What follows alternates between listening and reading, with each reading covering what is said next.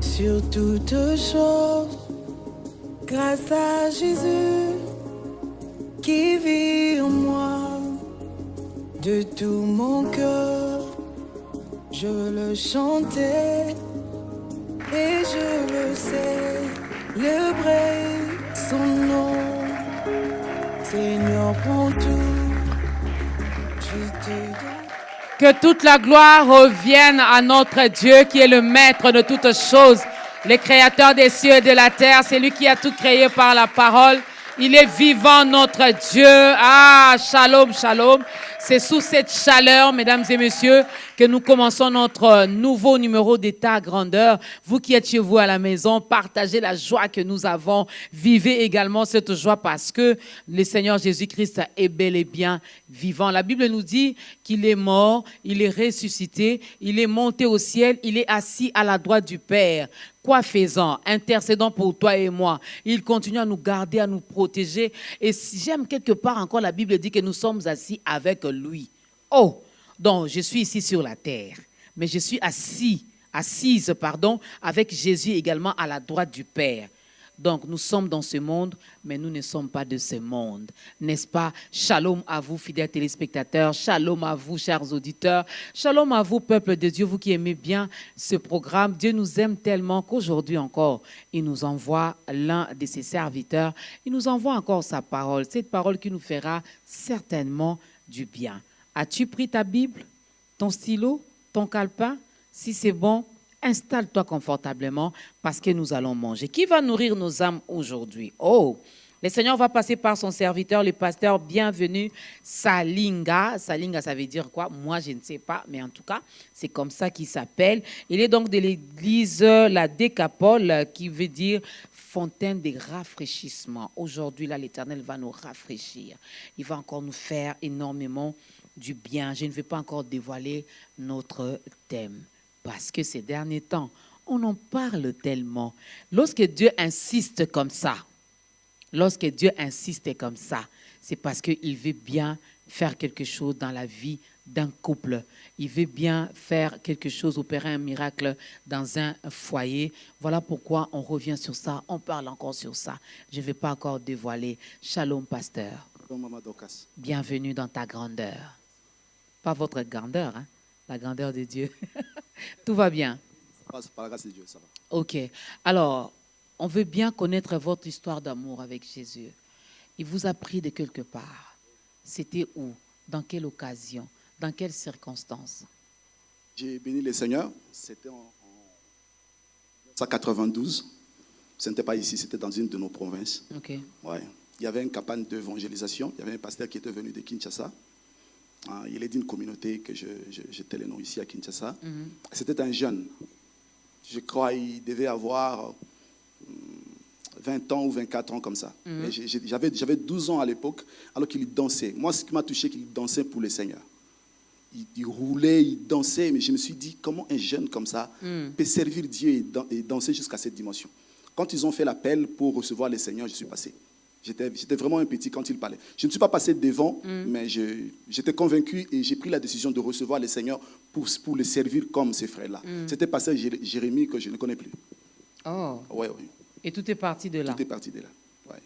Donc vous n'avez pas eu le temps de vous amuser parce que si c'est à 12 ans que vous avez donné votre vie à Christ, donc depuis vous avez commencé à les servir à l'église? Non, après 12 ans, je me suis perdu un peu avec quand j'ai atteint 17 ans, 18 ans. Comme tout jeune, c'était un peu compliqué.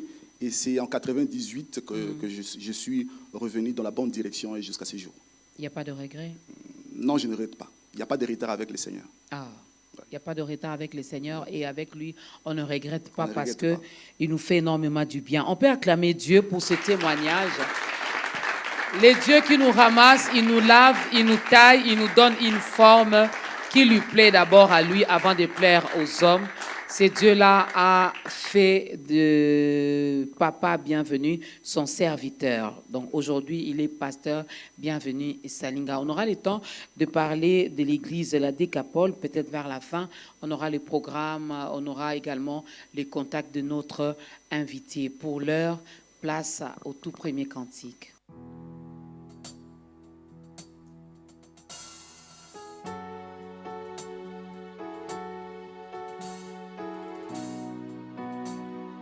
sommes là devant toi, Seigneur, Dieu de gloire, afin de te donner toute la gloire.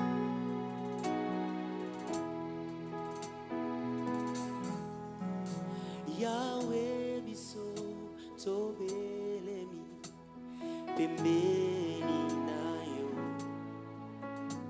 tosopi mitema na biso solingi koloba nyonso yosaleli biso Yahweh Nzambe zuwa kembo Yahweh Yahweh Yahweh Nzambe zuwa kembo. Cette fois, chante avec moi.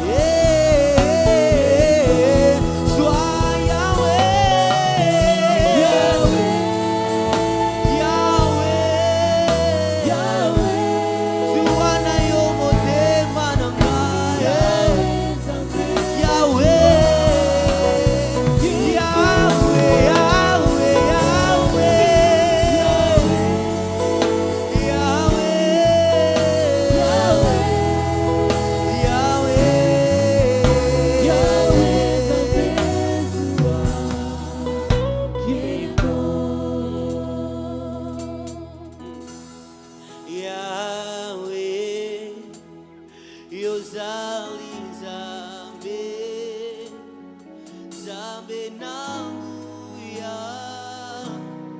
Masiya nanga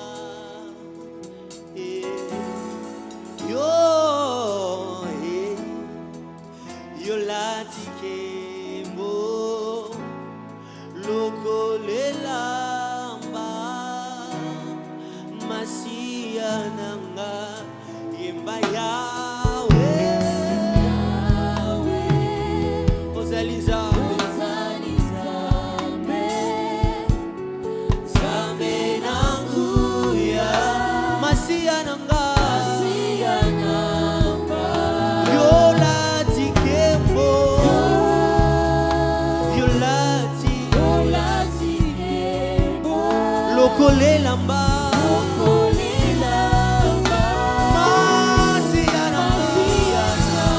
oh Yahweh Yahweh ozali Nzambe nanga yone Masiya nanga tosaleli yo bilamba ya maboko tozobetela yo olati lokola Masiya nanga oh Yahweh ozali Nzambe nanga Masiya nanga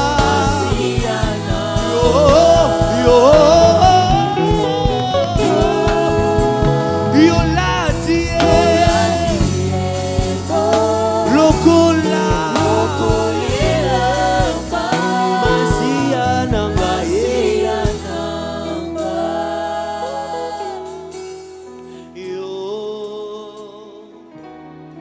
yo lati kembo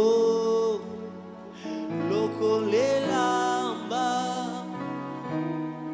Masiya nanga toyosalelo bilamba ya masanjoli toyosalelo bilamba ya milolo toyosalelo bilamba ya maboko toyosalelo bilamba ya mitema na biso papa Masiya nanga Beautiful Luba Yahweh, Yahweh, oh, Uzali Zambe, Zambe, Zambe Nanguya, Masia Nanga, Masia Nanga, Yolati.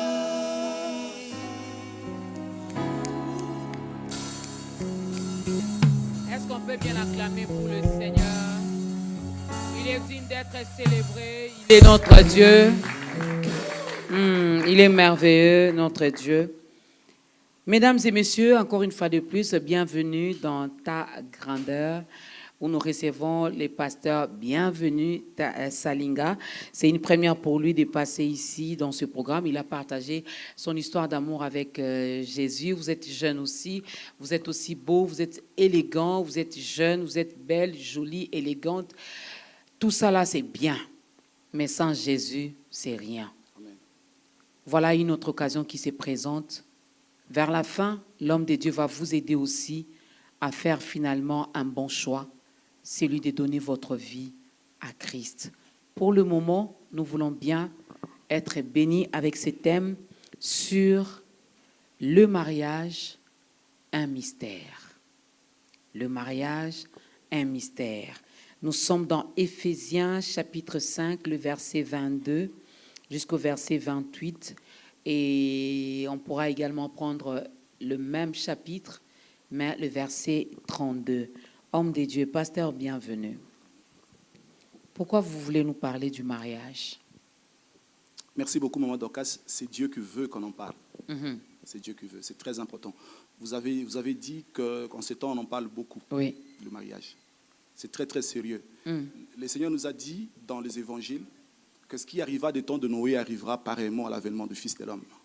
Parmi les signes qui précédèrent les déluges, il y avait aussi le mariage. Les hommes se mariaient et mariaient leurs enfants. Les hommes se mariaient. Parmi les signes.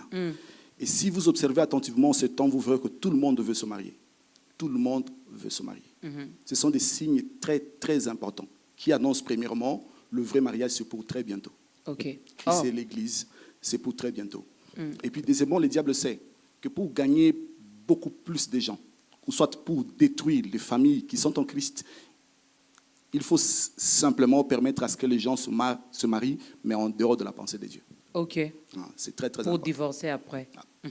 Même pas divorcer, mais vivre en dehors de la En pensée dehors de la pensée de Dieu. Oui. Alors, comment la Bible définit le mariage? Voilà. J'ai entendu dans votre explication déjà d'entrée des jeux, l'époux revient bientôt. Bientôt, ouais. On parle de quel type de mariage? Celui qui nous attend avec Jésus, qui est notre époux, vu que nous sommes son Église, ou celui entre un homme et une femme. Et actuellement, il y en a qui se marient aussi entre eux, les gens de même sexe, homme-homme, femme-femme. Ici, nous voulons parler de quel type de mariage? Bon, nous parlons du mariage en Christ. Le vrai mariage, c'est le mariage en Christ. Nous avons dit que le mariage est un mystère. Mais ce mystère-là nous est parfaitement révélé qu'en Christ. OK. En Christ. Je le dis, je ne sais pas si je peux directement répondre par rapport à quand vous avez parlé du mariage et un mystère. Maman Dorcas, admettons qu'on prenne la décision de choisir un bien-aimé dans notre assemblée pour qu'il dirige le département de couples mariés, fiancés et grands jeunes. Pensez-vous que nous choisirons un célibataire? Non. Je réponds directement non. Directement non. Instinctivement On choisit non. toujours un marié. Un marié, pourquoi? C'est parce qu'il a de l'expérience du mariage. C'est ce que les gens disent, c'est ce que le monde dit. Mais dans Éphésiens chapitre 5, verset 22, c'est lui qui donne les instructions aux mariés, comment est-ce qu'ils doivent aimer leurs épouses, et aux épouses, comment ils doivent être soumises à leurs époux. C'est l'apôtre Paul, mais qui n'était pas marié. Il n'était pas divorcé, Paul. Il Non. n'était pas veuf. La Bible ne nous dit pas ça. Déjà, ça veuf. Hein? Non. Il a dit que c'est une grâce qu'il a reçue de la part du Seigneur. OK. Oui. Donc l'apôtre Paul n'était pas marié. Il donne les instructions. Il dit, vous mariez, aimez, à l'impératif. Si aujourd'hui, s'il était aujourd'hui dans nos églises, on allait dire, Paul, tu n'as pas de leçons à nous donner. Comment tu nous parles? C'est pourquoi j'ai dit, le thème de notre émission, il est intitulé « Le mariage, un mystère ». C'est un mystère. Un mystère, on ne peut pas le comprendre avec l'intelligence humaine. Okay. Un mystère, on ne peut pas le comprendre avec l'âge. Il y a des gens qui pensent, parce qu'il a 50 ans de mariage, qu'il comprend le mariage. L'expérience ne nous fait pas comprendre le mariage. Un mystère exige la révélation. Ce qui fait que l'apôtre Paul n'avait pas l'expérience de la vie commune, vivre avec une femme, mais il avait la révélation du mariage, qui est, là je parle de Christ et l'Église. Il avait parfaitement cette révélation. Il pouvait expliquer aux femmes comment être soumises, il pouvait aussi expliquer aux époux, aux maris, comment aimer leur femme. Vous savez, à l'origine, ce n'était pas le cas. La perception ou la conception que nous avons du mariage aujourd'hui, ça n'a rien à voir avec ce que Dieu pensait. Ce sont les mariages qui ont commencé après la chute. Vous savez, quand l'homme a chuté, Dieu l'a chassé du jardin et il a tout redéfini parce qu'il n'était plus connecté avec Dieu. Il n'écoutait plus Dieu. Il a tout redéfini. Aujourd'hui, nous nous marions selon notre province, notre pays. Chez nous, on dit comme ça. Il nous est même arrivé de croire que nos grands-mamans étaient soumises. Il nous arrive des fois de penser, il dit, est-ce que Dieu peut me donner une femme comme notre grand-mère? Alors que la grand-mère ne connaissait pas Jésus. Quand vous parlez de la soumission, c'est quelle soumission dont vous parlez, où nous parlons? Vous comprenez un peu ça? Et l'homme en dehors du jardin a tout redéfini. La femme est devenue un objet de plaisir sexuel, par exemple, alors que dans la présence de Dieu, il était vraiment une aide. L'homme était là, il était le représentant de Dieu entre le ciel et la terre. Vous comprenez ça? Il était là pour accomplir la parfaite volonté de Dieu. Aujourd'hui, même les sœurs à l'église, la perception ou la conception qu'ils ont de l'homme aujourd'hui ne vient pas du Seigneur. C'est le mariage que nous avons appris en dehors du jardin. Là, nous avons aussi des spécialistes. C'est très sérieux, maman. Aujourd'hui, nous avons beaucoup plus de conseillers conjugaux qui ont fait la psychologie de la femme et de l'homme. Ils viennent donner des leçons. Non, le mariage est un mystère. On ne peut le comprendre que par la révélation du Seigneur. C'est très, très, très important. Donc, le mariage dont nous parlons ici, c'est le mariage en Christ. Quelle a été la pensée de Dieu? Dieu veut, dans la pensée de Dieu, il voulait que nos couples soient des espaces qui nous permettent de matérialiser, de rendre visible la compréhension que nous avons du vrai mariage, de la relation Christ et l'Église.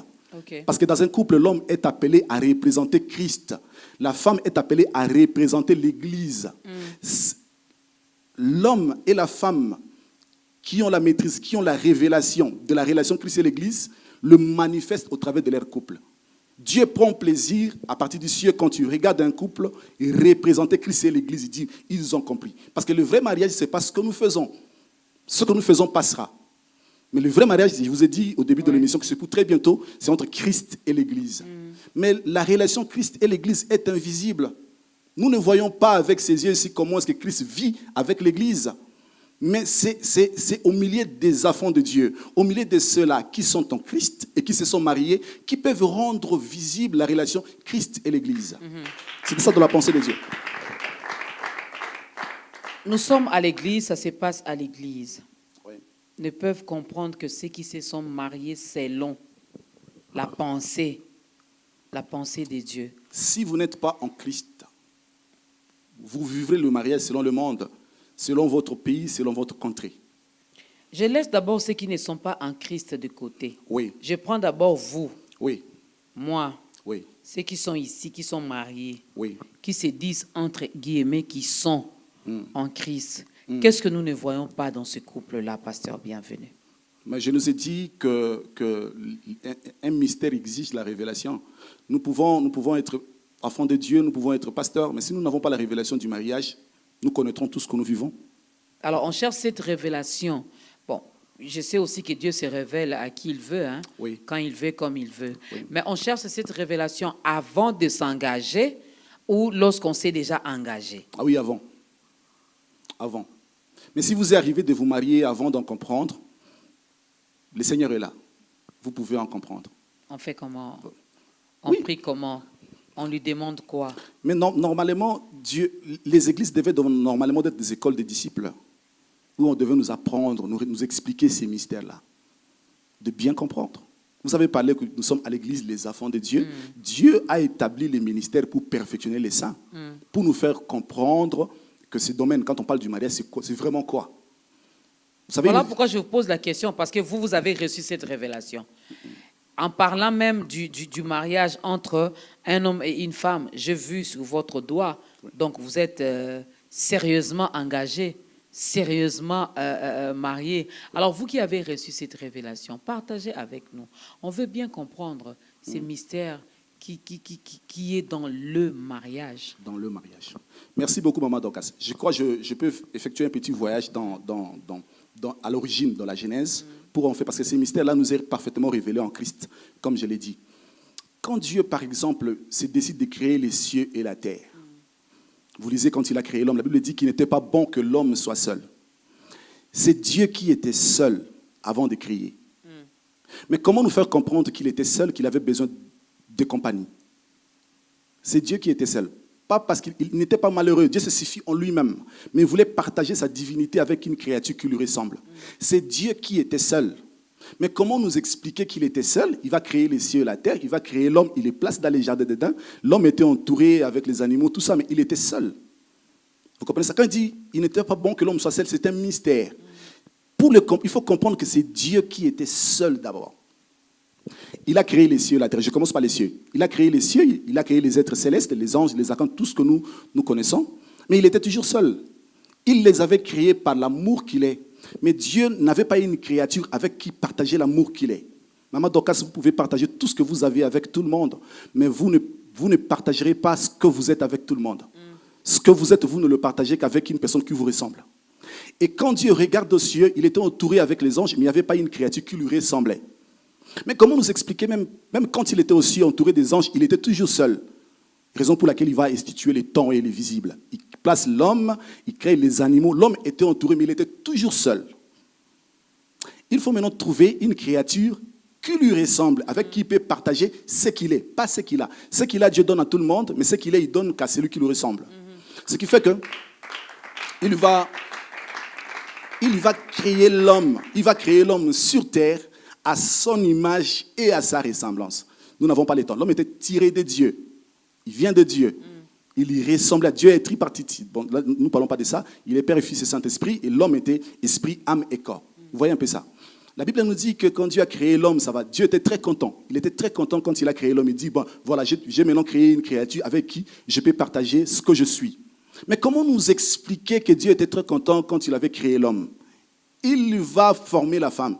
Il va prendre une des côtes de la femme, de l'homme, et il forme la femme. Quand il amène la femme chez l'homme, regardez la réaction de l'homme. Il dit, waouh, voici cette fois-ci, l'os de mes os, la chair de ma chair. C'est Dieu qui avait réagi comme ça quand il avait créé l'homme. Dieu était très content d'avoir créé une créature avec qui il peut partager ce qu'il est. Il était très content. Mais comment nous expliquer que Dieu était très content quand il a créé l'homme?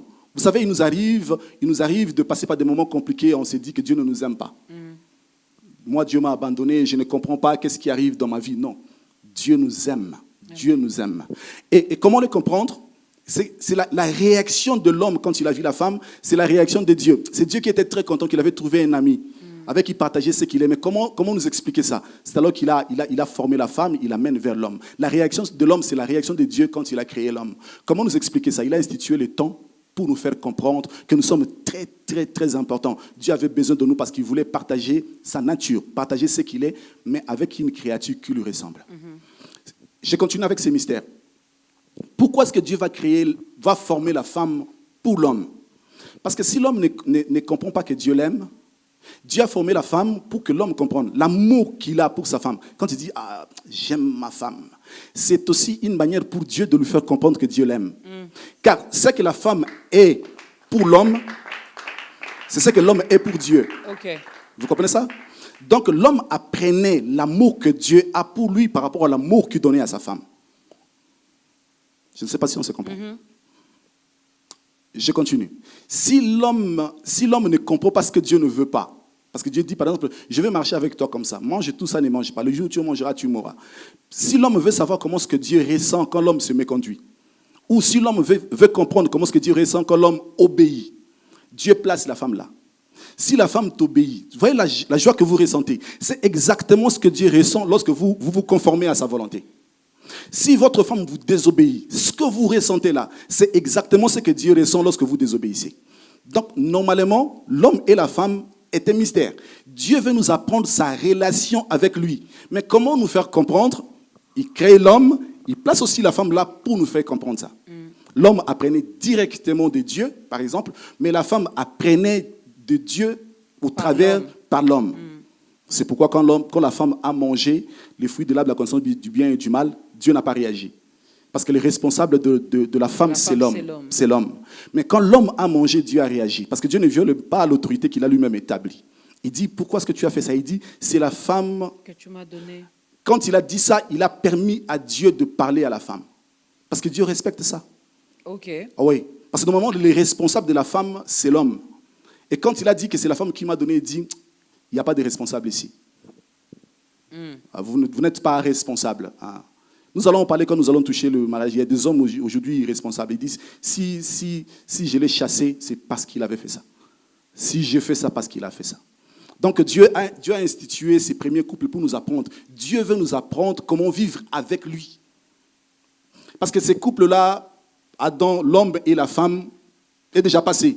Et le mariage que nous vivons ici sur terre passera. Mais le vrai mariage, Christ et l'Église, demeure éternellement. Amen. Donc, normalement, quand on se marie, nous devons apprendre de notre épouse comment est-ce que, moi, avec mon épouse, j'apprends comment vivre avec Dieu. Ok. Donc, moi, bienvenue, j'apprends au travers de mon épouse comment est-ce que je dois me comporter devant Dieu. Chose difficile pour nombreux, pour beaucoup. Voilà pourquoi on enregistre des cas de divorce. Et finalement, si tout le monde arrivait à comprendre les choses comme ça, on ne se ferait pas du mal. Il n'y aura pas d'infidélité, il n'y aura pas de désobéissance, il n'y aura pas celle qui va se méconduire ou qui va manquer du respect à son mari. Ce qui veut dire qu'il faudra faire la mise à jour. Oui, nous avons besoin de la compréhension, de la révélation de ces mystères. C'est très, très, très important. Si nous ne comprenons pas, nous tapons à côté. Et les diables en prennent plaisir. Ils gagnent. Il y a des mariages qui sont bénis dans nos églises, mais c'est les diables qui en bénéficient. Parce qu'ils ne savent pas pourquoi est-ce qu'ils sont mariés. La Bible ne nous dit pas que l'homme à l'Éden, à un moment, il s'est dit, bon, il n'est pas bon que je sois seul. Non, ce n'est pas l'homme qui a dit qu'il n'est pas bon que je sois seul. C'est Dieu qui a dit qu'il n'est pas bon que l'homme soit seul. L'initiateur du mariage, c'est Dieu. L'homme et sa femme dans l'Éden n'étaient là que pour exécuter les plans divins. Ils étaient des exécutants du plan divin. C'est pour Dieu qu'on se marie. On ne se marie pas pour se faire plaisir. On ne se marie pas parce qu'on a grandi. On ne se marie pas parce qu'on a l'argent. On ne se marie pas parce qu'on a tellement de désirs à satisfaire. Mais ça me pousse à vous poser cette question. Quand est-ce que finalement on doit se marier? Si ce n'est pas par rapport à l'âge, si ce n'est pas par rapport au travail que nous avons, si ce n'est pas par rapport à la famille, à toutes ces choses, pourquoi on s'est marié alors? Maman Dorcas, quel âge avait l'homme dans les jardins d'Éden quand Dieu lui a amené la femme? C'est Maman Dorcas qui pose des questions, pasteur. Bien. C'est une réponse en posant. Je ne me pose pas la question, c'est une figure de style. Quel âge avait-il? Il était à l'image et à la ressemblance de Dieu. Vous savez, aujourd'hui, quand on parle de l'âge, vous avez 50 ans, c'est le mariage selon le monde. C'est le mariage d'après la chite. Le monde a sa perception de la maturité. Par exemple, si vous avez 30 ans, vous avez 40 ans, vous avez l'âge de vous marier. Si vous avez 18 ans, vous devenez majeur. Ce n'est pas le cas avec le mariage en Christ. Parce que le mariage est d'abord spirituel avant d'être vécu dans la chair. Amen. Ce qui fait que l'âge pour se marier, c'est la maturité. Il faut être disciple. Quand je parle de disciple, je parle de fils. Okay. Le mariage n'est pas fait pour les enfants de Dieu. Les enfants de Dieu. C'est pour le Fils de Dieu. Okay. Le Fils est capable de révéler le Père. Si vous n'êtes pas fils, vous n'êtes pas encore... Vous allez vous marier selon le monde. Les parents, vous savez, quand vous atteignez 40 ans et que vous voyez vos parents vous disent que vous voulez vous marier, d'ailleurs, vous vous mariez en retard. C'est ce que le monde dit. À 30 ans, oui, mon anabi soit il peut se marier. Mais ce n'est pas le cas avec Dieu. Ce n'est pas le cas avec Dieu. Avec Dieu, il faut grandir, mais spirituellement. Il faut être disciple, avoir la compréhension que Paul avait. Il avait atteint cet âge-là pour se marier. Donc, si vous n'avez pas grandi spirituellement, le mariage en Christ n'est pas pour vous. Okay. Vous allez vous marier, on va prier pour vous, mais vous ferez ce que le monde fait. Je sais, vous déplorez le cas des divorces, tout ce qui se passe aujourd'hui. Oui, ce sont des enfants de Dieu, mais ce ne sont pas des fils. Le fils est celui qui a tel âge pour révéler son père. Moi, j'ai un enfant qui a 8 ans, je ne peux pas l'envoyer au marché, je ne peux pas l'envoyer à la banque pour retirer de l'argent, je ne peux pas. C'est mon enfant. Mais lorsqu'il devient fils, il atteint 18 ans, 20 ans, 21 ans, il peut me représenter, il peut faire exactement ce que je fais. Or, dans le mariage, l'époux est appelé à représenter Christ. L'épouse est appelée à représenter l'Église. Alors, pour atteindre ce niveau, il faut grandir spirituellement, devenir disciple. Le mariage n'est pas fait pour les enfants.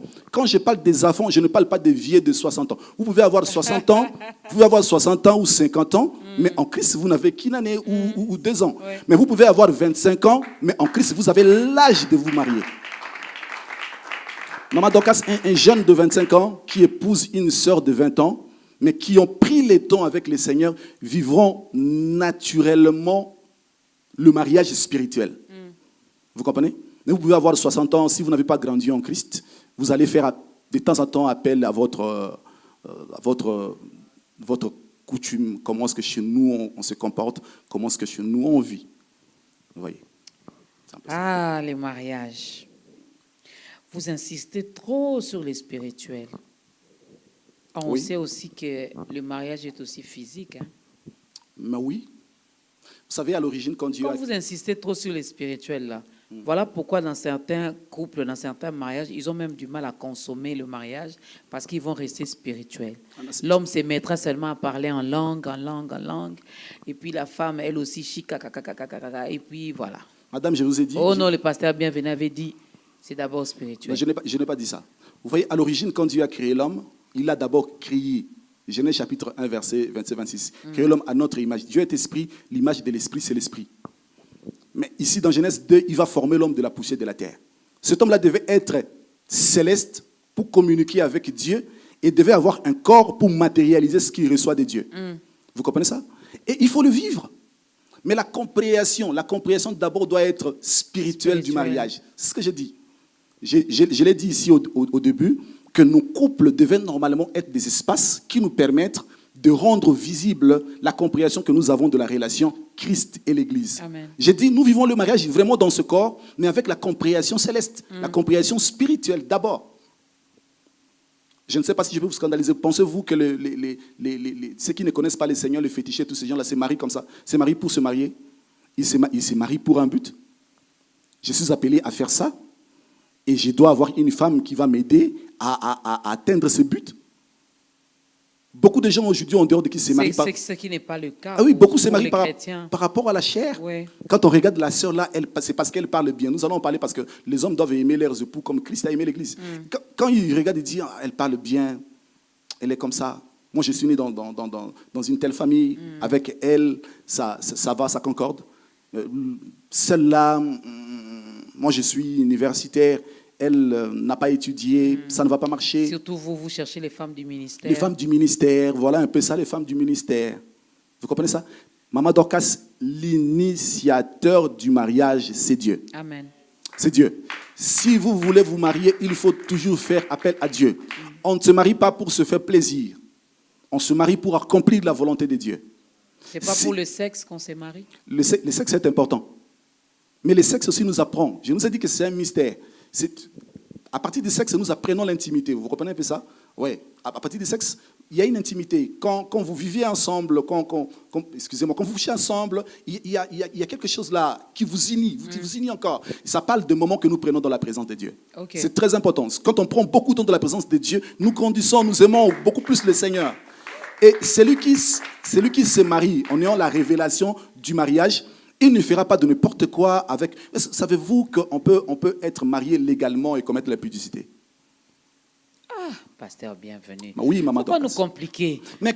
On est marié officiellement. Officiellement. Et puis on va commettre... Mais vous faites de n'importe quoi avec votre épouse. Vous regardez les films là-bas et vous le faites ici. Vous regardez là-bas, vous ne sanctifiez pas ça. Non, ils regardent pour que ça les motive finalement à aller... Il y a un homme de Dieu qui a dit, pour que vous vous appreniez, il faut que les gens pêchent. Quand les autres sont en train de pécher, vous apprenez alors pour faire n'importe quoi. Dieu ne veut pas. C'est sacré même la relation sexuelle, c'est sacré. Quand on n'a pas la révélation, la vraie compréhension de l'intimité, il y a des gens qui parlent de l'intimité, mais qui ne comprennent pas la relation sexuelle. C'est très important. Le mariage est d'abord vraiment il faut au préalable avoir la compréhension spirituelle, mais de les vivre maintenant dans. Vous voyez, ce que je suis en train de vous dire, je ne l'ai pas réussi avec mon intelligence. Je l'ai réussi à partir de mon esprit. Mais j'ai besoin de ma voix, de bouger, me déplacer jusqu'ici. C'est ça l'utilité du corps. Je suis venu ici, je me suis déplacé pour expliquer ce que je n'ai pas réussi avec mon intelligence humaine. C'est au niveau de mon esprit que je l'ai reçu. Et c'est exactement ça. Nous devons avoir la compréhension spirituelle du mariage et le vivre dans le corps. Car le monde a besoin de voir Christ et l'Église. Même si on ne vous prêche pas, vous observez un couple, vous recevez Jésus. C'est très important. Ça, c'est vrai. Oui, il y a des hommes et des femmes qui sont sauvés, pas parce qu'on leur a prêché, mais la vie d'un couple qui vit vraiment en Christ leur a changé. Si on comprend ces choses, si on arrive à comprendre ces mystères, il n'y aura pas d'infidélité dans le couple. Mais oui. L'homme ne va pas tromper sa femme. Mais oui. La femme ne va pas tromper son mari. Je l'ai dit, maman Docas, qui est le modèle dans le mariage. Le vrai mariage, c'est Christ et l'Église. C'est pourquoi l'apôtre Paul dit, Marie, aimez vos femmes comme Christ a aimé l'Église. Oh, Christ nous aime comment je peux dire ça, sans intérêt. Oui, qu'est-ce que je veux dire? Si Christ, nous allons en parler, c'est très important. Mais si Christ peut tromper sa femme, tromper aussi. Si Christ peut divorcer un jour, divorcer. Lui, il ne trompe pas. Si Christ peut faire ce que nous faisons aujourd'hui, faites-le. Mais Christ ne le fera jamais. Raison pour laquelle l'apôtre Paul savait que, au devant de son auditoire, il y avait des gens qui avaient la conception du mariage qui n'avait rien à voir avec ce que le Seigneur voulait. Et il dit, c'est un ordre du Seigneur. N'aimez pas vos femmes comme vous le pensez, comme dans votre pays. Comme Christ. Comme Christ a aimé l'Église. Donc celui qui ne sait pas comment Christ a aimé l'Église, ou celui qui ne sait pas comment l'Église se soumet à Christ, ne vivra pas le mariage selon Dieu. Christ a aimé tellement l'Église, je vais le dire comme ça, et jusqu'au point de se donner lui-même. Oui. Ce que vous ne pouvez pas faire. Quand je dis vous, ce n'est pas vous, le pasteur bienvenu. Non, c'est que l'homme ne peut pas faire. C'est une très belle question. Vous me posez cette question-là. Raison pour laquelle je l'ai dit que le mariage est fait pour les disciples. Nous recevons Jésus comme Sauveur et Seigneur, et notre corps devient le temple du Saint-Esprit. Quand le Saint-Esprit vient en nous, c'est pour nous rendre capables de vivre ce que vous dites là. Donc, humainement, on ne peut. Premièrement, humainement, on ne peut pas comprendre le mariage parce que c'est un mystère. Donc, il existe la révélation. Et de deux, la capacité d'aimer et de se soumettre vient de Dieu. C'est la raison pour laquelle je vous ai dit que nos grands-mamans obéissaient à nos parents. C'est pas la soumission dont la Bible parle. C'était pas de la soumission. Non, c'était pas de la soumission. Même l'amour que tous ceux qui sont en dehors de Christ donnent à leurs épouses, c'est pas l'amour que la Bible parle. Dieu nous a donné le Saint-Esprit pour nous rendre capables de vivre ça. Donc nous pouvons aimer notre épouse comme Christ a aimé l'Église, parce que le Seigneur là, qui a aimé l'Église jusqu'à donner sa vie, habitons-nous par le Saint-Esprit.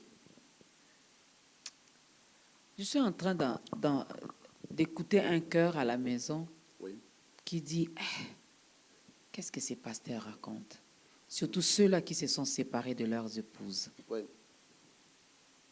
Surtout les hommes de Dieu qui ont abandonné leurs premières épouses parce qu'elle n'est pas la femme du ministère, parce que Dieu m'a tellement élevé, je vois qu'avec cette femme, non, ça ne colle plus. Ça ne colle plus. On a eu des enfants, regarde comment elle a pris du poids. Moi, je veux bien la sœur là que j'ai vue, elle est vraiment très fine, coquette. Mais je me dis finalement, si nous continuons à nous marier selon la chair, selon les hommes, beaucoup d'entre nous iront en enfer, pasteur bienvenu. Oui, je l'ai dit au début. Qu'est-ce qui arriva des temps de Noé arrivera. Donc je vais en enfer seulement à cause du mariage. Ce qui arriva au temps de Noé arrivera pareillement à l'avènement du Fils de l'homme. Vous mariez comme vous voulez en dehors de la pensée de Dieu, vous conduit petit à petit vers... vous allez vous écarter de la voie de Dieu. C'est très important. Pour aimer sa femme comme Christ a aimé l'Église, il faut d'abord comprendre comment est-ce que Christ a aimé l'Église. Si vous ne savez pas comment est-ce que Christ a aimé l'Église, et comment est-ce que vous aimez votre épouse? Pensez-vous qu'aimer, quand le Seigneur dit, quand l'apôtre Paul dit par exemple, Marie, aimez vos femmes comme Christ a aimé l'Église, il dit, nourrissez vos épouses. Il y a des épouses qui travaillent, qui ont de l'argent. Donnez-les à manger. Oui, il y a des femmes qui ont des restaurants. C'est pas ça. Mais qu'est-ce qu'il veut dire par là? L'apôtre Paul veut dire ceci. Vous savez comment est-ce que Christ a aimé l'Église? La Bible dit que lorsque nous étions encore pécheurs, Christ est mort à la croix pour nous. Vous comprenez ça? C'est pour nos péchés que Christ est mort à la croix. Qu'est-ce que ça veut dire? Moi, je suis marié et mon épouse est impolie. Vous comprenez ça? Son impolitesse, ses erreurs, pardon, ses défauts, ses ses défauts sont le nôtre. Sont le nôtre. Parce que je l'ai épousée. Épouser une femme, c'est prendre son actif et son passif. Vous comprenez ça? Maman Dorcas, j'ai pris que le Seigneur nous aide à comprendre parce que c'est un mystère. Okay. Vous savez que dans les jardins d'Éden, l'homme n'avait pas été séduit. Celle qui avait été séduite, c'était la femme. Séduite par les serpents, elle a pris le fruit et l'a mangé. L'homme n'avait pas été séduit. L'homme a mangé. Sa femme lui a donné, il dit, mon épouse a mangé. Donc, normalement, sa place n'est plus ici. Donc, dans peu de temps, Dieu va la chasser. Alors que lui-même, Dieu avait dit qu'il n'est pas bon que l'homme soit seul. Donc, si on la chasse, je resterai seul ici. Je resterai seul. Donne-moi. Par amour, je mange aussi. Je mange ça. Je mange ça. Je mange ça. Parce que lui, vraiment, il était conscient. Hein? Et c'était à lui que Dieu avait parlé. Il n'était pas séduit. Il dit, que ferais-je ici si elle part? Donne-moi, je mange, qu'on nous chasse tous. Comme ça, nous allons nous battre là-bas, comment revenir ici? Vous comprenez un peu ça? Oui. Dans les descendances, vous verrez que dans les tribus de Juda, Jésus-Christ est venu au monde pour que ces couples-là reviennent dans la position initiale. Très important. Donc, normalement, les erreurs de mon épouse sont nos erreurs. Je suis toujours scandalisé parce que je reçois beaucoup de couples. Bon, je suis petit, mais bon, c'est un peu ça. Je reçois beaucoup de couples. Il y a des gens qui viennent et disent, mon frère, mon épouse est très impolie. Vous savez, ces gens-là ne savent pas qu'ils disent qu'ils sont très impolis. Que nous sommes impolis. Nous sommes impolis. Donc quand je parle de mon mari là, quand je viens parler je parle de moi au fait. Quand je viens parler de mon épouse, que mon épouse est un impoli, donc je suis le véritable impoli. Un couple impoli. Un couple impoli. Je vais vous expliquer l'impolitesse des hommes. Et on nous dit, par exemple, il dit, vous voyez ce pasteur ici, il est sérieux. Il ne parle même pas. Quand il rentre de l'église, elle entre directement dans sa maison, elle est calme.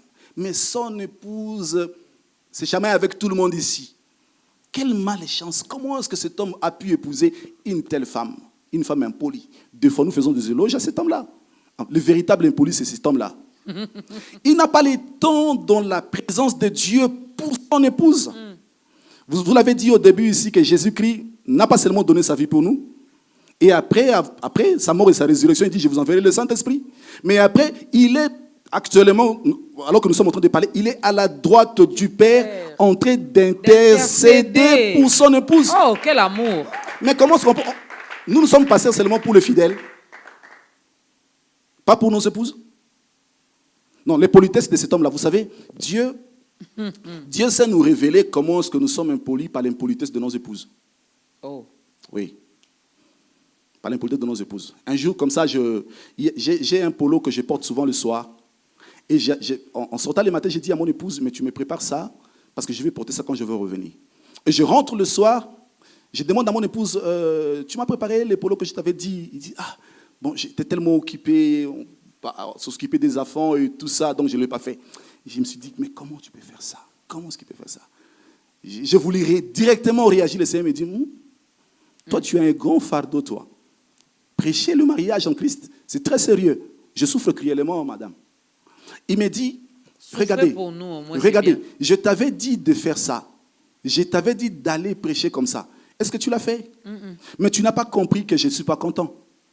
Mais j'ai permis à ce que ta femme ne fasse pas ce que tu as demandé pour que tu comprennes comment ce que j'ai ressenti quand tu n'as pas fait ce que je t'avais demandé. Donc, il faut apprendre de nos épouses. Alors, je disais que les erreurs de nos épouses sont nos erreurs. Vous comprenez ça? Il faut prendre ça dans notre acte. L'impolitesse de votre épouse. Ah oui. Sa sorcellerie, c'est aussi votre sorcellerie. Si elle est impolie, Dieu a permis que je l'épouse pour pallier à ça.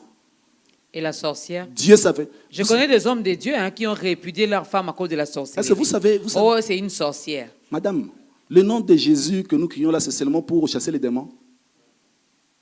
Les démons des fidèles, hein? Pas de vos épouses et de vos enfants. Oui, est-ce que Jésus qui n'était pas mort à la croix pour les sorciers? Si. Oui. Mais si vous prêchez aux sorciers qui viennent dans vos églises à recevoir Jésus, excusez-moi, je ne parle pas de pasteur. Si nous prêchons, nous prêchons aux fidèles qui viennent dans nos églises à recevoir Jésus. Mais comment nous ne prêchons pas à nos épouses qui sont sorcières de recevoir le Seigneur? Si tu n'arrives pas à diriger ta propre maison, comment est-ce que tu peux prétendre diriger l'église? C'est un peu compliqué. Donc, normalement, les erreurs de nos épouses sont nos erreurs. Vous savez, en nous humiliant dans la présence de Dieu, prions pour que notre épouse change, nous nous épanouissons. Nous grandissons spirituellement. Nous parlons de Jésus que nous ne comprenons pas vraiment. Nous disons Jésus qui a donné sa vie, il a donné sa vie pour nous, il est mort à la croix pour nous, mais on nous demande de donner nos vies pour nos épouses, on n'arrive pas. Celui qui ne comprend pas ces mystères ne prêchera pas l'évangile comme il faut. Okay. L'évangile connaît des problèmes sérieux aujourd'hui parce que nous n'avons pas la révélation du mariage. C'est très très important. Donc aimer son épouse, c'est prendre, épouser tout ce qu'elle a. Si mon épouse ne sait pas parler français, alors je choisis un monsieur, je lui paye pour qu'il lui apprenne à parler français. Si mon épouse ne sait pas préparer, j'appelle un maître cuisinier pour lui aider à préparer. Si mon épouse ne s'habille pas bien, bon, je lui achète les habits, je fais ce qu'il faut pour qu'elle s'habille bien. C'est ça, donner sa vie. Christ n'a pas donné sa vie parce que nous avons été sérieux, nous étions bien. Non. Donner sa vie. Dans cet état-là de pécheur. Dans cet état-là. Et nous grandissons dans la compréhension de Christ lorsque nous acceptons tout ça. Prier pour sa femme. Est-ce qu'il y a un marié qui comprend ici? Ouais. Hein? Le mariage est un mystère. Lorsque tu comprends ces mystères-là, c'est alors que tu vivras bien dans ton foyer, dans ton mariage. Oh non, elle est impolie. Non, dis nous sommes impolis. Oui, d'ailleurs, c'est pour son impolitesse que Dieu a permis que je la rencontre. J'ai rencontré un couple il y a pas longtemps, et la femme n'est pas sorcière, mais elle connaît beaucoup de problèmes dans leur famille. Il y a des histoires. Alors le monsieur me demande, il dit non, je vais divorcer. Moi, j'ai dit c'est pour ça que Dieu a permis que tu la rencontres. Dieu savait qu'en dehors de toi, elle mourra. Elle mourra. Vous savez, nous ne prêchons pas la parole de Dieu parce que nous avons été sérieux. Dieu nous a pris dans la boue de ce monde avec des erreurs et des défauts.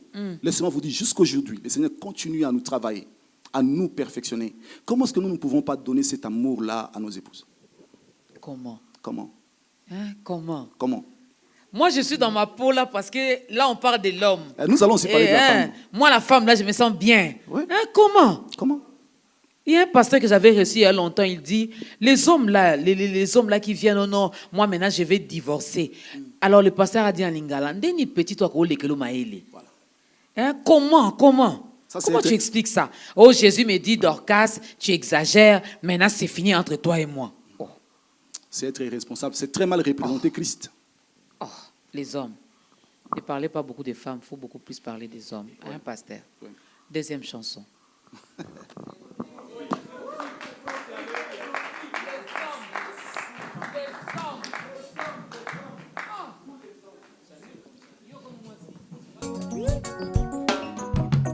Otele mingai na fukami onetswa minami kitisi epana yonde na zwibo moyi ya libela seko na seko oyo lobi nde na kotosa oyo laki nde na kosimba oyo sali na kobomba te kumisa manzambe na mawa na tatoli na bomoyi na ngai Yesu nde mokonzi na tatoli na bomoyi na ngai Yesu ndemo nga nalingi nanga masia naponi nanga seyo oya kozanga motema kaka yo papa osilisanga posa ya mokili likolo ya bolingo na yo kaka yo papa nga nalingi nanga masia naponi poni na nga se yo oya kozanga motema kaka yo papa osilisanga posa ya mokili likolo ya bolingo na yo kaka yo papa beta mololo mololo mololo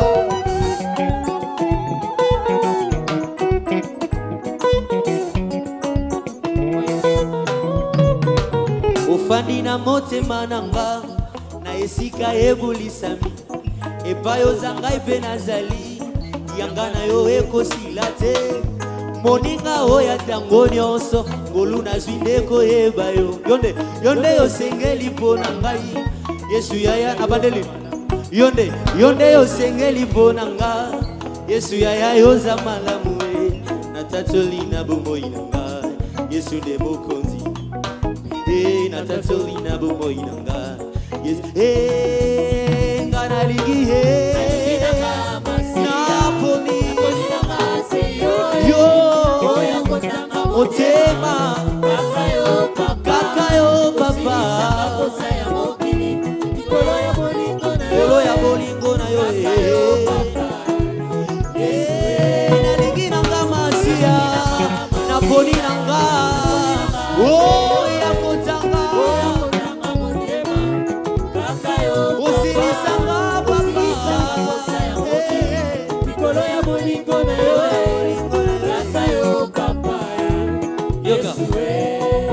liziba na mai ya bomoi efandelo ya babulami ekuke ya nzela ya lola bolingo ya bolenge wa ngai natanga te kombo mosusu penepene ya kombo na yo lokola yo akouta wapi epa na yo nyonso ekoki natatoli na bomoi na wapi mololo nazoka mololo te nga nalingi yawe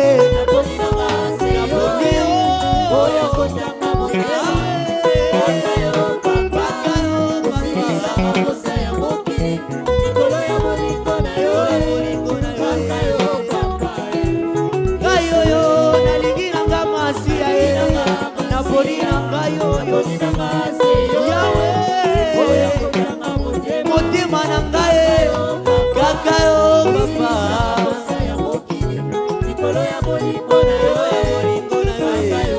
papa nanga beta mololo mololo mololo. Est-ce que tu peux danser un peu?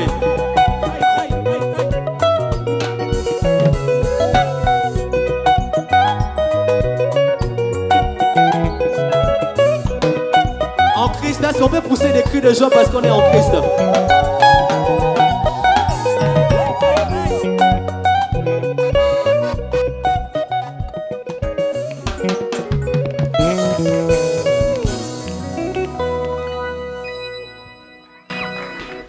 Comment pouvons-nous prétendre aimer Dieu que nous ne voyons pas, mais nous avons du mal à aimer nos conjoints, à aimer nos conjointes que nous voyons? C'est compliqué, hein, pasteur, bienvenue. Très compliqué. Très compliqué. Il nous arrive deux fois de parler de l'amour de Dieu, manifesté en Christ, mais vivre autre chose. Si vraiment nous avions compris si nous avions la compréhension exacte de l'amour de Dieu manifesté par Christ, manifesté aux hommes par Christ, nous allons changer notre manière de voir les choses. Ouais. Excusez-moi, je ne parle pas de ça. J'étais parti apporter la parole dans une église et j'ai parlé sur l'amour de Dieu. Quand j'ai fini, à la fin, il y a une maman qui est passée devant. Il m'a dit, papa, je suis sorcière, je suis une sorcière. J'ai dit, bon, oui. Il dit, bon, vous savez, quand vous priez là, je pensais que c'est Dieu qui vous envoie. Je ne savais pas que Dieu m'aimait. Parce que vous priez que tous les sorciers meurent. Et puis vous dites au nom de Jésus. Alors que Jésus-Christ n'a tué personne. Jésus-Christ est mort pour que le pécheur soit sauvé. Alors quand vous priez comme ça, moi je pensais comme si c'est Jésus qui vous envoie. Parce que vous êtes les enfants de Dieu. Vous voyez un peu ça? Et il pensait, cette maman-là pensait que c'est Dieu qui nous envoie à les tuer, mais au nom de Jésus. À tuer les sorciers. Ouais. Il dit, mais aujourd'hui, quand tu parlais de l'amour de Dieu, j'ai compris que le Seigneur m'aime. Les seigneurs n'aiment pas la sorcellerie, mais ils aiment les sorciers. Parce qu'ils peuvent les utiliser. Et il m'avait dit, je veux recevoir le Seigneur. Wow. C'était un jour merveilleux, merveilleux pour moi. Il y avait une grande fête au ciel. Une ce grande fête au jour-là. ciel. Voilà, tout ça. On a parlé tellement des hommes, on va parler aussi des femmes, de la femme. Ouais. Hein, celle-là qui a été séduite dans les jardins de d'Éden. Dédan. Mais sinon, les hommes, j'espère que le message est passé. Merci. Vous avez le devoir, vous avez l'obligation de nous aimer comme Christ a aimé l'Église. Aimez-nous. Donc vous l'avez dit, cette capacité-là vient de Dieu. La capacité d'aimer son épouse vient de Dieu. Même Jésus-Christ, pour aller jusqu'à la croix, c'est Dieu, Oui. il priait beaucoup plus pour que le Seigneur le rende capable d'accomplir cette mission. Donc, ce n'est pas avec la capacité humaine qu'on pourra aimer nos épouses. Donc, cette capacité vient de Dieu. Nous devons prendre le temps de la présence de Dieu, prier pour que Dieu nous rende capables d'aimer nos épouses. Ça vient de Dieu. De nous-mêmes, nous ne ferons absolument rien.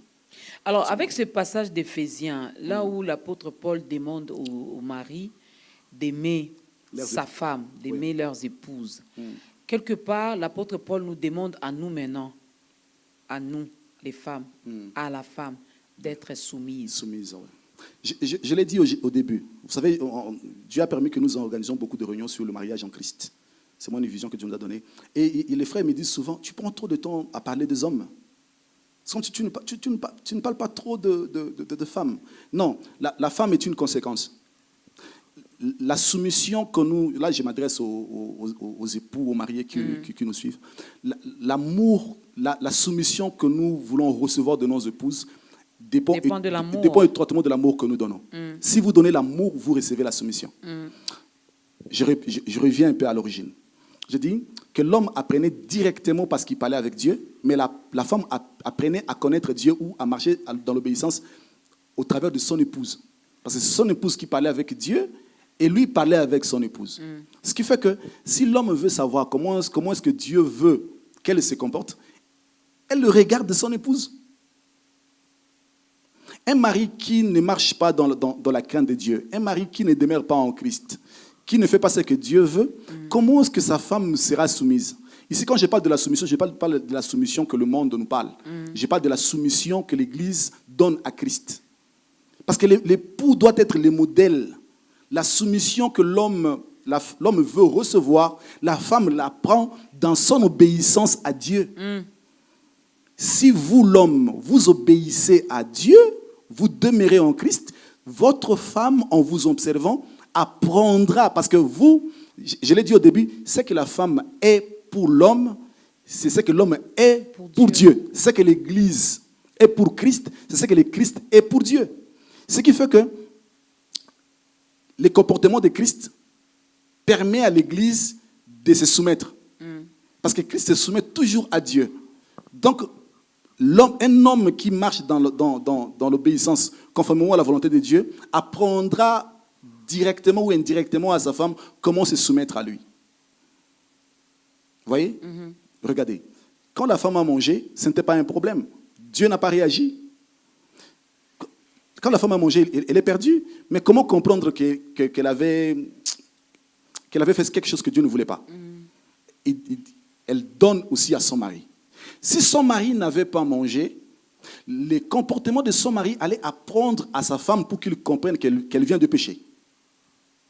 Je ne sais pas si je me suis fait comprendre. Ouais. Parce que elle allait comprendre. Elle allait comprendre que l'homme, il a refusé de manger, donc ce que je fais là, ce n'est pas bien. Parce que l'homme apprend à obéir à Dieu par l'obéissance de son mari à Dieu. Vous comprenez? Si l'homme avait refusé de dire non, Dieu m'avait dit de ne pas manger, la femme allait maintenant comprendre que j'ai mal agi. J'ai mal agi. Là, j'ai péché. Là, j'ai péché. Mais parce que la femme apprend l'obéissance à Dieu au travers de son mari. Mais quand son mari a mangé, la femme n'a pas compris ce qu'elle vient de faire. Qu'est-ce que je veux dire? C'est mon intimité avec le Seigneur, c'est mon obéissance à Dieu qui permettra à mon épouse de voir au travers de mon comportement comment se soumettre à moi. Parce que mon épouse, c'est une partie de moi. Si elle apprend de moi, Jésus qui l'a dit d'ailleurs, il dit, je bâtirai mon église. Et les portes de ce jour de monde ne peuvent pas contre elle.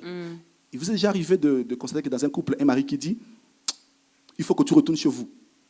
Ton père et ta mère ne t'ont pas bien éduqué. Vous comprenez un peu ça? Est-ce que son père et sa mère savaient que c'est toi qui allais l'épouser? pour qu'il puisse t'éduquer en fonction de ton comportement. C'est ça. Non, quand tu épouses une femme, tu l'épouses, elle vient chez toi à la maison. Ton épouse va apprendre par toi comment se soumettre à toi et marcher avec Dieu. Jésus-Christ, le véritable époux, le responsable, il dit, moi, mon épouse, je veux l'édifier, je veux l'éduquer, je veux le former. Mais les premiers hommes n'avaient pas pris le temps d'éduquer sa femme. Ce qui fait qu'ils ont tous chuté. Mais les deuxièmes épouses, c'est pourquoi les modèles dans le mariage, c'est Christ et l'Église. Ce qui fait que la responsabilité revient toujours à l'homme. Il faut éduquer. Si vous éduquez bien votre épouse, il va vous aider. Je le dis souvent en blaguant, je dis, si tu n'enseignes pas à ta femme la loi de l'Éternel, elle t'enseignera les mensonges du serpent. C'est clair. Elle est une aide. C'est clair. La femme n'est là que pour aider. Si tu l'éduques bien, elle va t'aider. Si tu ne l'éduques pas bien, elle va t'aider aussi. Ce qui fait que nous avons par exemple des hommes qui ne se comportent pas bien devant Dieu, mais ils veulent que leurs épouses leur soient soumises. Et la femme va t'aider, il y a pas c'est souffrir à un moment. Mais si nous marchons conformément à la volonté de Dieu, nos épouses apprendront comment se soumettre à nous. C'est très important. Donc, regardez, la femme est un instrument de visibilité de l'homme. C'est la femme qui rend l'homme visible. Si aujourd'hui Christ, qui est l'homme, qui est l'époux, est connu dans le monde, c'est parce que l'épouse, l'Église est là en train de travailler et parler de Christ. Mais pour que l'épouse arrive à ce niveau, c'est-à-dire témoigner Christ, exposer positivement son épouse, il fallait que Christ d'abord donne sa vie pour elle, d'aider, l'éduquer, l'édifier, la former. Là, je parle de l'épouse. L'instruire, raison pour laquelle, quand il est monté, il a mené des captifs. Il a fait des dons aux hommes. Il a donné les uns comme apôtres, prophètes, évangélistes, pour les perfectionnements de saints, pour éduquer son épouse. Malheureusement, ce qui se passe aujourd'hui, quand le Seigneur regarde, il dit non, c'est pas comme ça. Ça dit que je ne prends pas trop de temps à parler de l'épouse, mais je dis que la soumission que nous attendons recevoir de nos épouses est étroitement liée à l'amour que nous donnons. Dans l'amour, il y a l'instruction, il y a l'éducation, il faut aussi supporter les faiblesses des autres, il faut de la persévérance, il faut beaucoup pour que notre épouse atteigne les niveaux qu'il faut pour vous révéler. La femme a un rôle très important. Je vous dis d'ailleurs, humainement comme ça, je suis le père de 2 enfants. C'est-à-dire, si le Seigneur ne revenait pas aujourd'hui, même quand je ne serai plus là, je serai toujours là au travers de mes enfants. Mais pour que je sois là au travers de mes enfants, il fallait que mon épouse soit là. Donc mon épouse est un instrument très très important pour permettre à ce que je sois toujours là, même quand je ne serai plus là. Le Seigneur Jésus est toujours vivant dans le monde parce que son épouse est là. Et c'est la raison pour laquelle le diable veut nous donner une image que Dieu ne nous donne pas de la femme. La femme, manger avec une femme, c'est manger avec une sorcière. Ouais, c'est un peu ça. Mais la femme aussi a une très grande responsabilité. Quand l'homme joue bien son rôle, mais maintenant la femme, en retour, j'ai dit la soumission, c'est la conséquence de l'amour donné. La femme a un rôle très important à jouer. Regardez, il y a un passage que nous citons beaucoup plus dans la Pentateuque, le livre de Moïse, il dit, si vous servez l'Éternel, l'Éternel vous bénira, tout ça, il n'y aura pas de femmes stériles, ni de femmes qui avortent. Je ne prends pas la femme stérile, je prends la femme qui avorte. Une femme insoumise, c'est une femme qui ne garde pas la grossesse. Qui avorte. Alors que Dieu veut, la grossesse, la sémence, c'est la parole. La sémence sont les instructions. Vous comprenez ça? Vous devez recevoir les instructions et le garder jusqu'à produire. Voilà. Et préparer une femme à recevoir les instructions et le garder, c'est par l'amour. Vous comprenez un peu ça? C'est par l'amour. C'est pourquoi je reviens toujours à l'homme. C'est par l'amour. Une femme qui est bien éduquée, bien préparée, va garder les instructions de son épouse. Vous savez, la soumission, c'est pas comme on dit en lingala, la soumission est abuzobate. La soumission, c'est une capacité que Dieu a placée dans l'homme. La femme s'épanouit dans sa soumission. Une femme soumise s'épanouit, se déchaîne. Dieu a placé beaucoup de capacités dans l'homme. C'est seulement dans la soumission que l'homme se déchaîne. C'est dans la soumission que l'homme comprend que non, quand je me soumets, donc beaucoup des âmes peuvent être sauvées comme ça.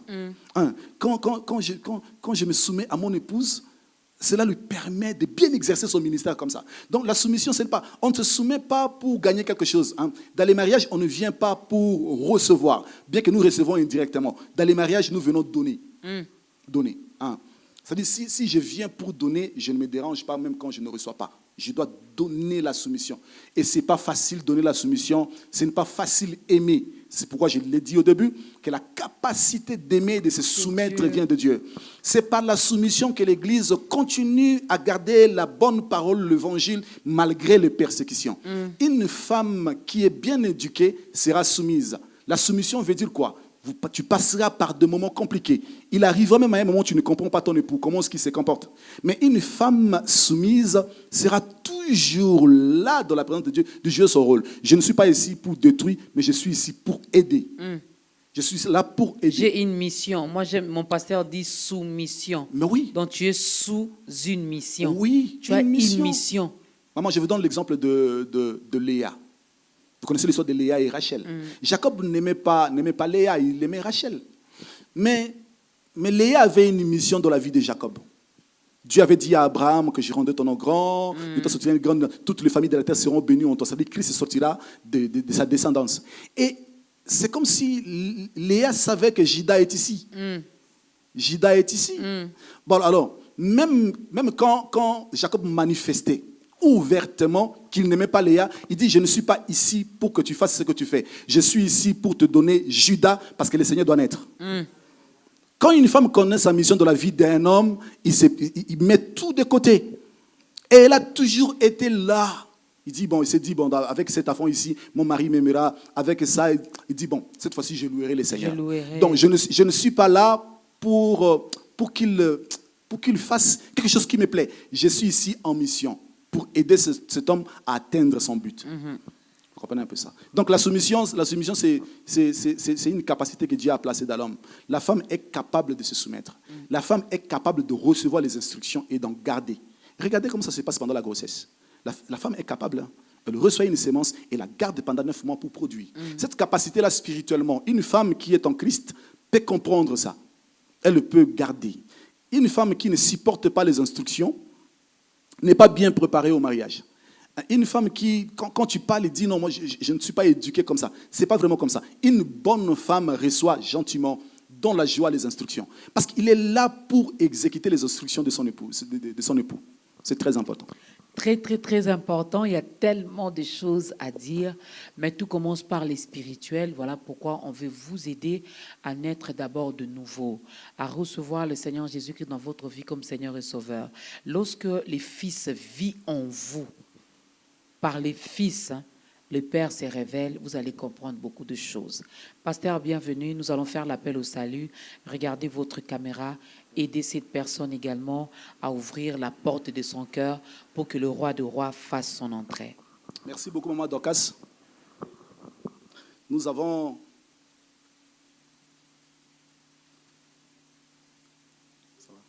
Merci, Maman Dorcas. Nous avons dit ici, au début, que le véritable mariage, c'est pour très bientôt. L'époux revient pour prendre son épouse. Et j'ai toujours dit que, avant de prier, j'ai toujours dit que ceux qui ne reçoivent pas le Seigneur pour vivre éternellement avec lui, ne perdent pas premièrement, ne vont pas directement en enfer. La conséquence directe de ne pas recevoir Jésus, ce n'est pas l'enfer. Celui qui ne reçoit pas Jésus perd premièrement le ciel. Et tous ceux qui perdront le ciel iront en enfer. Perdre le ciel, c'est plus douloureux que d'aller en enfer. Car Dieu n'avait pas créé l'homme pour vivre éternellement sans lui. Il avait créé l'homme pour vivre éternellement avec lui. Et la Bible nous dit, parce que nous parlons du mariage, la Bible nous dit, car Dieu a tant aimé le monde qu'il a donné son Fils unique, afin que quiconque contre lui ne périsse pas, mais qu'il ait la vie éternelle. L'apôtre Paul dit encore, il dit, c'est pourquoi l'homme quittera son père et sa mère, s'attachera à sa femme, et les deux deviendront une seule chair. L'apôtre Paul dit que ce mystère est grand, c'est par rapport à Christ et l'Église qu'il est dit. Christ a donné sa vie pour que nous vivions éternellement avec lui. Ça a été la pensée de Dieu. Je vais prier avec toi qui me suis, ou avec vous qui me suivez. Le Seigneur a tout donné, a tout payé pour que tu sois sauvé. Je ne suis pas là pour te présenter tes erreurs. Je ne suis pas là pour te révéler tes erreurs. Je suis là pour te présenter une œuvre. Jésus a tout payé pour toi afin que tu sois sauvé. Alors nous allons prier avec toi pendant quelques secondes. Tu reprendras ce que je suis en train de dire. Mais toi tu pries vraiment. Seigneur notre Dieu, j'ai écouté ta voix au travers de cette émission. Et j'ai compris que j'étais en dehors de ta pensée, en dehors de ta volonté. je vivais comme je voulais. Et j'ai compris que tu as donné Jésus afin que je sois sauvé. Et maintenant, j'ouvre mon cœur. Entre dans ma vie. Occupe pleinement le trône de mon cœur. Et à partir de ces jours, ma prière est que tu conduises ma vie jusqu'à ce que tu nous reviennes. Je vais prier pour toi. Seigneur, merci pour ces instants. Je te recommande mes bien-aimés qui viennent de recevoir le Seigneur. Je prie que ton esprit continue le travail que tu viens de commencer maintenant. Je sais que tu sais parfaitement achever ce que tu commences. Continue et achève parfaitement ce que tu viens de commencer maintenant. Et ces bien-aimés vivent, soient préservés de cette génération perverse jusqu'à ce que tu nous reviennes. Merci notre Dieu parce que tu nous as exaucés. C'est au nom de Jésus que nous avons ainsi prié. Amen.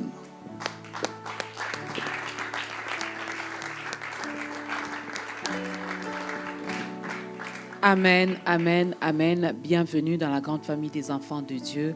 Si vous n'avez pas une église d'attache, tout à l'heure le pasteur bienvenu va nous parler de l'église. Il va donner l'adresse, le programme, comment ça se passe. Vous pouvez aller donc communier ensemble avec les frères et sœurs de l'église, la Décapole. Alors, pasteur, on arrive presque à la fin. Qu'est-ce qu'on peut retenir par rapport à notre thème, le mariage? Un mystère. Oui. Alors, ce qu'il faut retenir, que le mariage est un mystère, mais ce mystère-là nous est révélé parfaitement en Christ. Amen. En Christ.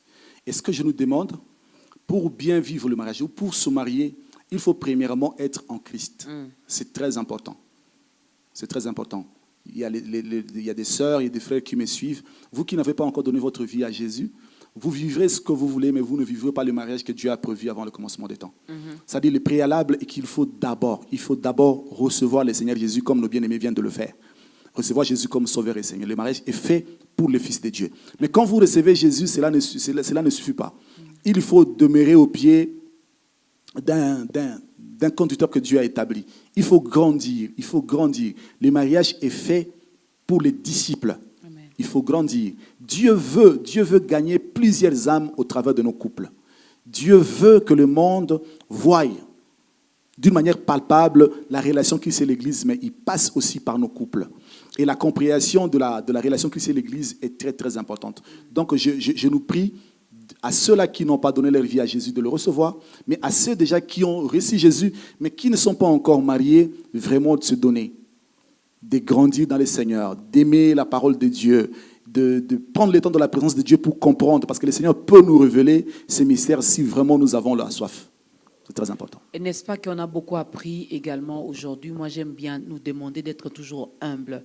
La Bible dit, nous connaissons en partie, nous prophétisons en partie. C'est vrai, on veut tous se marier, on veut tous aller dans le mariage. Chacun de nous a les raisons finalement qui le poussent à se marier, mais on ne se marie pas par rapport à son âge, par rapport à sa famille, par rapport à l'entourage, par rapport à ce que les hommes pensent ou diront. Non. On se marie selon la pensée de Dieu. Et on ne se marie pas avec n'importe qui non plus. Hier, l'émission qui est passée sur le mariage, j'espère que l'homme de Dieu aussi l'avait dit. Entre nous, enfants de Dieu, c'est bien. Et vous allez bien vivre cet amour. Vous allez le vivre, non pas selon vous, mais selon la pensée divine. Merci beaucoup, pasteur. Parlons de l'église rapidement. Où se trouve l'église? Vous recevez quand? C'est quoi vos contacts? Ok, merci. Notre église, c'est l'église de la Décapole, Fontaine de rafraîchissement. Nous sommes à Delvaux, dans la commune d'Engaliema, juste derrière le marché de Delvaux. Nous sommes sur l'avenue Mayala, numéro 7, l'église de la Décapole. Le programme de nos rencontres, nous réunissons chaque lundi. C'est pour l'intercession de 17h à 19h30. Et le mardi et jeudi, de 17h à 19h, c'est pour les enseignements. Les enseignements. Et les dimanches, à partir de 9h, nous sommes là pour notre culte d'adoration. Voilà un peu ça. Dimanche, 9h, pour le culte d'adoration, le culte de célébration. Il faut toujours célébrer Dieu, n'est-ce pas? Moi, je dis toujours, il n'y a pas de raison pour manquer le culte les dimanches. Oui, je voulais aussi ajouter, parce que ça, c'est mon église d'attache. Voilà. Là, je suis pasteur là-bas. Nous avons notre responsable, c'est le pasteur Bernard Bossewa, c'est lui qui est notre papa, c'est lui qui nous conduit là-bas. Ok, on les salue. Je suis pasteur là dans l'église. Mais je dirige aussi un ministère, le ministère de la Nouvelle Alliance Ministries. c'est là que nous prenons vraiment le temps pour exposer tout ça. Parce que l'Église aussi a son programme. Mais ici, dans le ministère, nous prenons le temps. Nous avons 3 départements. Nous parlons autour de la parole parce qu'il faut que les gens grandissent. Et puis, nous avons aussi un département qui parle de le mariage. C'est pour Dieu qu'on se marie. C'est ça. Et nous avons aussi l'école christologique. Nous prenons beaucoup plus de temps de parler de la personne de Christ et l'œuvre qu'il a accomplie. C'est la nouvelle alliance ministérielle. Là, nous sommes aussi à Delvaux. À Delvaux. Comment faire pour vous contacter? Je peux donner mon numéro? Oui. Oui, c'est 082 68 D100 D00 39 à la fin. 082 68 D100 D00 et puis 39 à la fin. C'est ça, mon numéro. C'est le numéro du pasteur. Bienvenue, mesdames et messieurs, même vous, chers couples. Ce n'est pas vos 30 ans de mariage qui font de vous un couple, je ne sais pas moi comment. Non, non, non. Il faut avoir la révélation. Il faut comprendre ces mystères. Alors, si vous avez des questions à poser par rapport au mariage révélé, par rapport au mariage en Christ, par rapport au mariage selon Dieu, le pasteur bienvenu est là, il a passé son numéro. Vous pouvez facilement entrer en contact avec lui. Pourquoi pas l'inviter aussi à organiser des rencontres pour aider surtout. Il y en a qui vont à l'église seulement pour demander le mariage. On doit vraiment avoir la connaissance. Merci à la chorale, merci à toutes les personnes qui ont accompagné l'homme de Dieu. C'en est fini, mesdames et messieurs. Le mariage, un mystère. Aujourd'hui, l'homme de Dieu nous a aidés à comprendre beaucoup de choses. Chers hommes, aimez vos épouses. Aimez-le. Et chères épouses, soyez soumises à vos époux. Christ nous aime et il nous aime. Et son amour pour nous ne change pas. Continuez à aimer celle qui est votre épouse. Continuez à l'aimer. Et madame, son épouse, continuez à vous soumettre à votre chef, à votre responsable, à votre mari. N'est-ce pas? Notre Dieu, merci. Merci pour ce moment merveilleux que nous venons de passer dans ta présence. C'est toi qui l'as voulu. Tu l'as prévu avant le commencement des temps. Tu savais, notre Dieu, que nous allons nous rencontrer en ces lieux et parler de ces choses. Ma prière, notre Dieu, que tu continues à nous révéler, à nous amener dans la profondeur de la révélation de ces mystères qui est révélé en Christ, mais nous voulons encore le connaître en profondeur. J'ai prié, notre Dieu, pour les couples qui nous ont suivis, notre Dieu, au travers de cette émission. Peut-être qu'ils n'avaient pas compris. Ils ont des différends, ça ne va plus. Ça ne va plus, Seigneur. Mais si tu as permis que nous passions, notre Dieu, parce que tu voulais transformer un couple. Tu voulais changer un couple au travers de cette émission, Seigneur. Je me souviens, avant de venir ici, je n'avais pas prié. Et avant de sortir, j'ai demandé à mon épouse, à mes 2 enfants, qui sont vraiment petits, de prier pour moi. Je me suis mis à genoux, et mon épouse et mes enfants ont prié pour moi pour que je vienne passer cette émission. Et par cette image m'est restée à l'esprit. Dieu me dit qu'il y avait des couples divisés qui doivent revenir à la bonne position aujourd'hui. Merci, notre Dieu, parce que je pense que ta main puissante le touche. Je te recommande aussi notre maman Dorcas qui dirige cette émission depuis très longtemps. Ta grandeur, nous l'avons toujours suivie à la télé, mais Dieu a permis que nous soyons là. J'ai prié, notre Dieu, que tu la préserves de cette génération perverse. Ma prière que tu la fortifies et que tu la rendes capable d'aller jusqu'au bout de sa mission. Je crois qu'elle ne sera pas la première. Tu l'as fait avec Paul et les autres. Tu le fais et tu la feras certainement avec elle au nom de Jésus. Je recommande tous ceux qui ont travaillé, notre Dieu, pour que cette émission arrive jusqu'à ce niveau, que tu le bénisses, Seigneur. Ceux qui ne sont pas encore mariés, j'ai prié, notre Dieu, que tu les orientes dans la bonne direction afin que leur mariage puisse donner gloire à ton nom. Et ceux qui sont déjà mariés, j'ai prié, notre Dieu, que tu le fortifies, que tu recadres ceux qui étaient un peu perdus, notre Dieu, afin que nos couples puissent donner gloire à Dieu. Que Dieu bénisse les chantres, que Dieu bénisse Biwan. Si tu ne revenais pas, tu nous fais grâce. Nous allons nous rencontrer prochainement pour la gloire de ton nom. C'est au nom glorieux de notre Seigneur Jésus-Christ que nous avons ainsi prié. Amen. Beta mololo, mololo, mololo, mololo. Hey. Natombio kolo. Alléluia, natombio kolo. Amé, amé. Natombio kolo. Alléluia, natombio kolo. Amé, amé. Yozo batelanga koleka gouvernement ya Congo.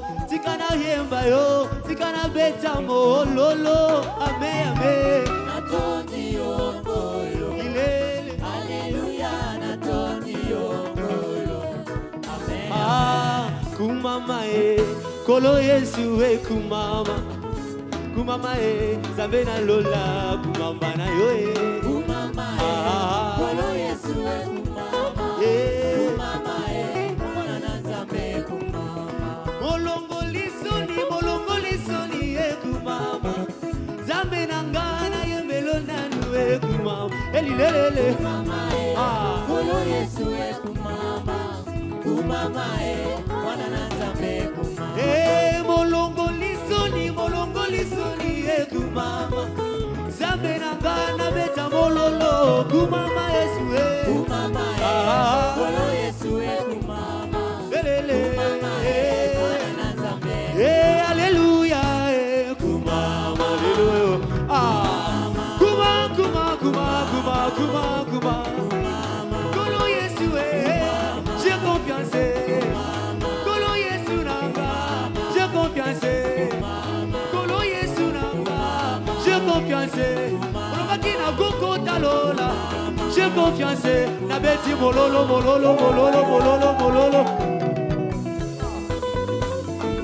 Ozobina bien. Aïe.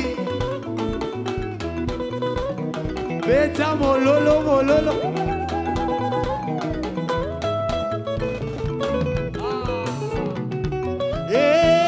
Azali na bombo ile lolibela. Azali na bombo ile lolibela. Azali na bombo ile lolibela. Azali na bombo ile lolibela. Yesu abongwa na kate le lolibela. Azali na bombo ile lolibela. Ah, Yesu libela, Yesu, on y va. Libera, Yesu, libera, Yesu, libera. Ah, yemba.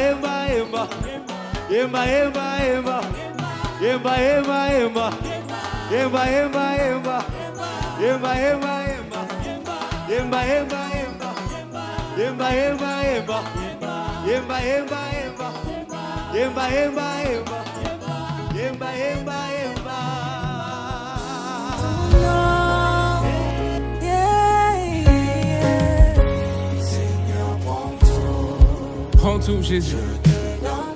Je ne garde rien. Oui, guide-moi. Entends mon cœur qui crie à toi.